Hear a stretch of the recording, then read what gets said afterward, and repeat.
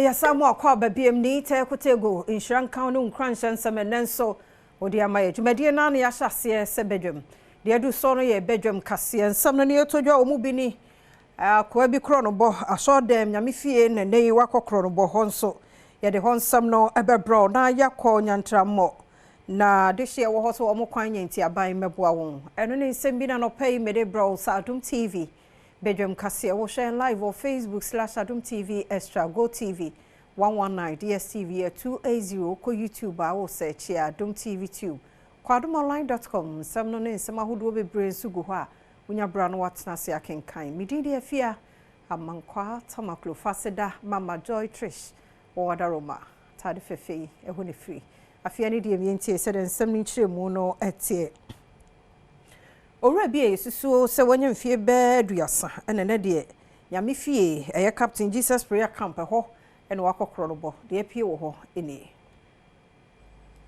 Amani bonu echiremu se Daniel eba Captain Jesus Prayer Camp no mu se wo ba beje ayarehwe ewo nkokọ ye okwa Westminster ni mu na isan se okọ bia ho no mu no okọ wiewia mobile phones gas cylinder ntade ene niam afoforo bi e ka ho nti akwakodia police for ensem Samuel Doku ban bodwuma yeni ewo Prayer Camp no mu oni amani boni nkomo twetwe mu no wo kire ne nam so a ema wotimi echire Daniel Inti bese wa month ni sanya meka no mdi boy bi ba ha se ya onu so ni problem ni se bi a ne nsa ha ne kakra bi inti no emre kakra mu o ya luta o fa amanfo nyema bi na de koye inti no koye oba ye no papa nso je Nyankopon ache na adom ache de a o ye hwan so fa de na se oba no no kasa oba kan no kura no ese 1 week later boy ba kunso ha no dada no e no ji ni phone no de ekoye eguso a ye hwehwe no nti ahwa na chiwe na minyante yesa amanfo bag ni omuntade ni omunyema bi ayra ti body bi po ya bi awa chiwo no ye kohwe body no so no omatwa body no e po de ni enum say entade nko abai so far abai na ye bisa no Oche baby odi nyeman kogu ya yekofa ye no wafa cylinder wafa gas cylinder omude ye aduane ketwa ni bi wafa no na wasan ye twa body mienu ene ntade ne nyeman kitinkitin bi a akeka ho to kase no so ade hye wo Nyantramor bawleshi ye wokpon katamanso mensimo ne wonsu wo mokwan ekwan no nyame animu ni ha dwene eno so nam so ama wokọ ahohia bebre mu Nesa nti Adom TV kase ko ho a won yen edi nkomo yi first kwan second so no pende land guys ha mu disturb ye pa problem mu disturb ye ansana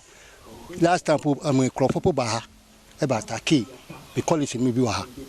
come to front the police for no the road is not good for them yenye mom pa problem no. The problems here are numerous, and we cannot rescue ourselves as at now. We need the assistance of the IGP and any organization who can step in to help us with the security issues.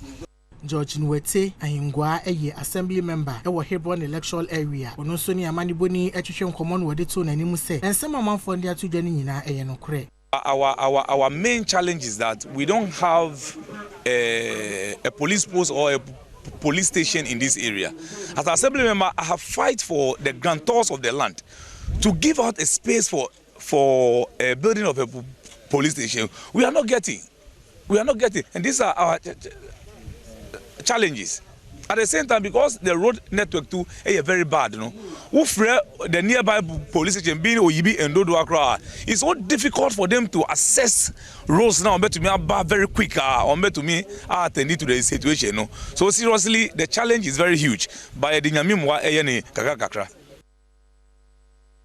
Yanko eye bohuntri ye no wa fida kwabre South Mensimo Asantemantemu eye bia ye paimbo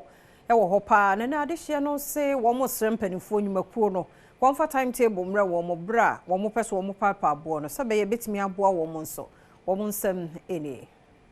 biaya wo pai abo ewo bo ho a ewo afija kwabere south mansini mu a ekwantia wa bi edemu a eka entribuo ho ene ebo ho boma ema ahyemfire ho ensem eyetietia eno na wona wo pai abo ho echem se ekwan eda ho ensese eda ho ema nipa faso sanse wo pai abo na ehu adom kase ebopin ho ene kromafo no bonkomo ena ye ne Mr Steven Yebo a enkane na oye efiwafo nyina chairman ewo bo ho bonkomo ena wo chem se sesi ade ehia wo mo pa ne se wona e pai abo no be mo blasting table. Say a problem pan say blasting kro mo ye wa no.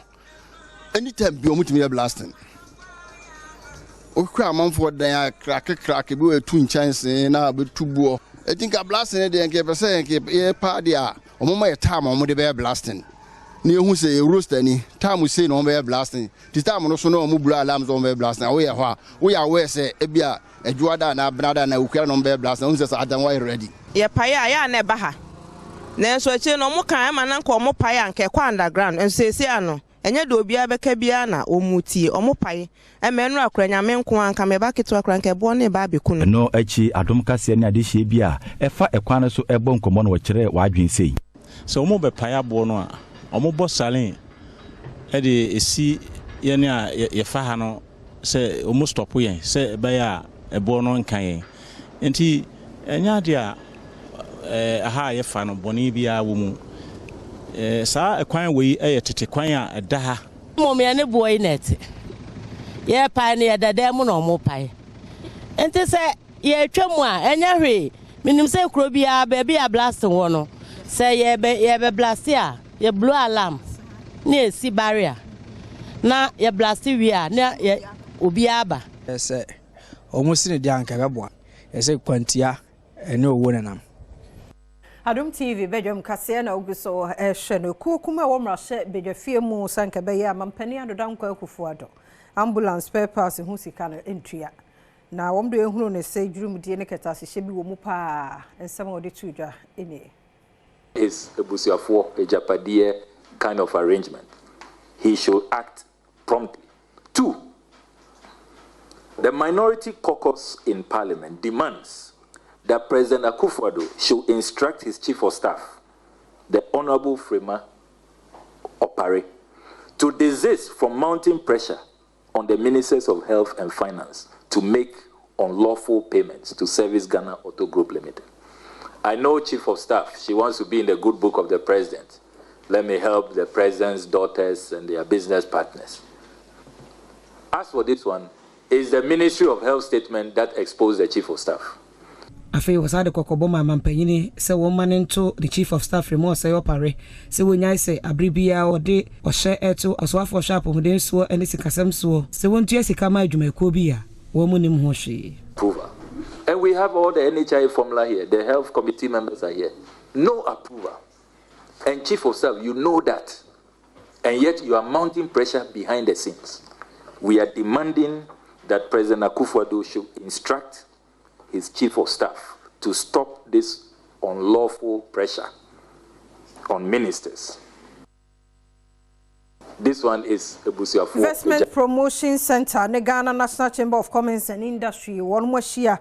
Na wamo dwendwen kwan a wombe faso na kua hunyuma wo my Ghana mu akọ animo na wonso wo nyuma nkuma no ne ade won betumi aboama wapegam akenya wo Adom TV kase etwaso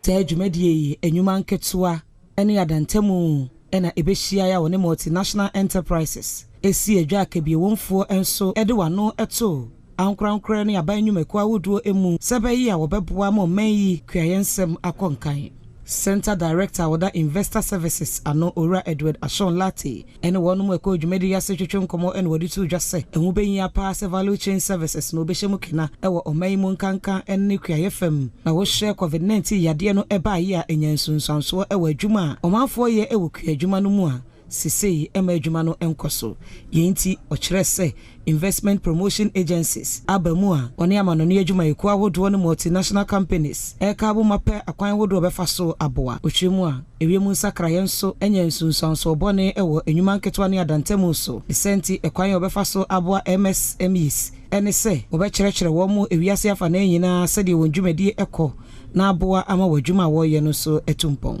okade to aso sade ba kwa GIPC eye ense woni adwumayeko yi edinsa woso na kwan yo befa so aboa wadwuma no. Head of marketing e Ghana National Chamber of Commerce and Industry Mami Grace Jeble enso di to dwasa so ye na ye krado so obemma enwumako awodo e wo man Ghana mu atimi anya yonkofa eno so beboa ama ebibremato ye fam edwadia e koso ye African Continental Free Trade Area no so etimi egine penti ya you know wa wutu Bawjiase wa wutu Senya West mensimu wo mfimfin e ye nan kwaku osadu ya wotoso miensa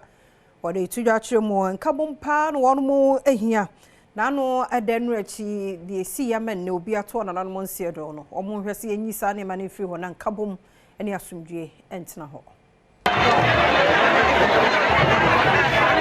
So manfo beka yi Adom kase ba amane se enra enwumre be se no ndu abapa ho sima aduanan nom no etu kan nipa ba kom e ma ne hwere ne nkwa enipa bi osu se wo mu ye langas Bawjiase ene ko bowra himfi wa bra na ahemfo eboa wo ho akwakosi Bawjiase ehene posifo be so ha ene free National Fund Police Unit ene Central East Police Commander wa kokobo o manfo Bawjiase ekuro no ho ban se be yi amenti wo wase bia emma osi hene ne wiye no ohene wo awutu Bawjiase na kwaku osadu editor manfo edim se de aka no e ya asomdwie isanse no ohia beboa mo wonkuro no etumpon ye ka nyina ne se amanfo no nso so enya yentiase ye so enya omontiase ye nyina ye nkambom na whatever peace and development aye hia Bawjiase no na yensanka. I'm going to focus on health. I'm going to focus on development in general. And no na be my hu say ye good leaders. And e ni je da e ma Bawjiase man nyina e ma na cha sha akotwedan ebusua a ye Bawjiase e ni je man for over 35 years chieftaincy matter Nyankopon dia ba wiye say there is no case in Bawjiase. Oko National House of Chiefs na oko ye searcher so person we say Bawjiase problem manson Bawjiase a there is no problem because asem no ye dia wie ama omo verdict and the judgment no Frankatuni ma NDC amanyoko ye John Dramani Mahama na wose wono won kan samu a enimu onhyebo